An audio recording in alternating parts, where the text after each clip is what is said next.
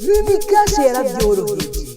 Ubu si nka kera twagendana amafaranga mu ntoke tugiye gusuma mu masoko, mu mamangazine, amabutike, kuri hoteli, resitora n'ibindi. Hari abadandaza benshi basigaye barihisha ibidandazwa byabo biciye muri Lumikashe. Mufise ikarata simu ya Lumitera n'ikone ya Lumikashe irimo amafaranga, mushobora kuriha umudandaza bitagoranye muciye ku kanyenyeri 163 akadirisha, mugaca muhitamwo 5 ahanditse kuriha umudandaza, hama mugahitamwo rimwe ahanditse umudandaza, mugaca mubandanya mukurikiza ivyo mwerekwa. Ubuhinga bwo kuriha abadandaza hakoreshejwe Lumikashe butuma umuntu adategerezwa kwama agendana amahera mu mufuko canke mu isakoshi, gutya akayarinda gutakara ndetse n'abasuma. Ubwo buhinga bwo kuriha na Lumikashe burafasha kandi abadandaza kubika amahera badandaje nabo nyene bakayarinda abasuma no gutakara. Koresha ubuhinga bwo kuriha umudandaza na Lumikashe mwiyorohereza ubuzima.